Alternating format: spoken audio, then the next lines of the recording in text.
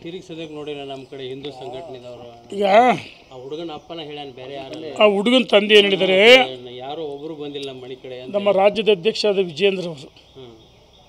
ವಿಪಕ್ಷ ನಾಯಕರ ಆರ್ ಅಶೋಕರ್ ಅವರು ಭೇಟಿ ನೀಡಿ ಸಾಂತ್ವನ ಹೇಳಿ ಆ ಕುಟುಂಬಕ್ಕೆ ಆಧಾರವಾಗಿದ್ದಂಥ ಸುಹಾಸ್ ಶೆಟ್ಟಿ ಕುಟುಂಬಕ್ಕೆ ಅವರು ಕಣ್ಣೀರು ಒರೆಸಿ 25 ಲಕ್ಷ ಪಕ್ಷದ ನಿಧಿಯನ್ನು ಕೊಡ್ತೀವಿ ಅಂತ ಹೇಳಿದ್ದಾರೆ. ಹಾಗಾಗಿ ಎಲ್ಲ ಒಂದು ಕಡೆ ಒತ್ತಡಗಳ ಮಧ್ಯೆ ಆ ರೀತಿ ನೋವಿನಿಂದ ನರಳುತ್ತಾ ಇದ್ದಾರೆ. ಆ ನೋವು ಅವ್ರಿಗೆ ಕಾಡ್ತಾ ಇದೆ.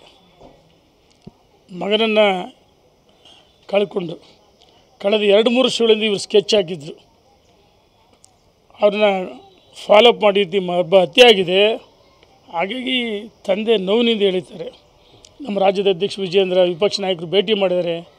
25 ಲಕ್ಷ ಕೊಟ್ಟ ತಕ್ಷಣ ಹೋದ ಜೀವ ವಾಪಸ್ ಬರಲ್ಲ.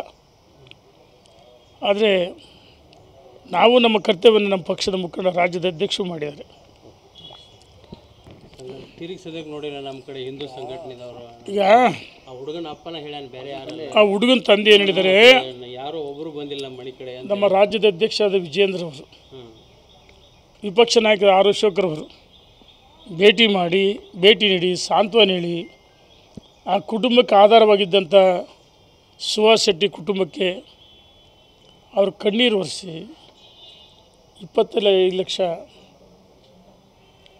ಪಕ್ಷದ ನಿಧಿಯನ್ನು ಕೊಡ್ತೀವಿ ಅಂತ ಹೇಳಿದ್ದಾರೆ.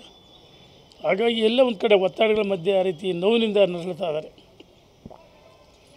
ಆ ನೋವು ಅವ್ರಿಗೆ ಕಾಡ್ತಾ ಇದೆ. ಮಗನನ್ನು ಕಳ್ಕೊಂಡು ಕಳೆದ 2-3 ವರ್ಷಗಳಿಂದ ಇವರು ಸ್ಕೆಚ್ ಹಾಕಿದ್ರು. ಅವ್ರನ್ನ ಫಾಲೋಅಪ್ ಮಾಡಿ ಒಬ್ಬ ಹತ್ಯೆ ಆಗಿದೆ. ಹಾಗಾಗಿ ತಂದೆ ನೋವಿನಿಂದ ಹೇಳ್ತಾರೆ. ನಮ್ಮ ರಾಜ್ಯದ ಅಧ್ಯಕ್ಷ ವಿಜೇಂದ್ರ, ವಿಪಕ್ಷ ನಾಯಕರು ಭೇಟಿ ಮಾಡಿದ್ದಾರೆ. 25 ಲಕ್ಷ ಕೊಟ್ಟ ತಕ್ಷಣ ಹೋದ ಜೀವ ವಾಪಸ್ ಬರಲ್ಲ. ಆದರೆ ನಾವು ನಮ್ಮ ಕರ್ತವ್ಯವನ್ನು ನಮ್ಮ ಪಕ್ಷದ ಮುಖಂಡ ರಾಜ್ಯದ ಅಧ್ಯಕ್ಷರು ಮಾಡಿದ್ದಾರೆ.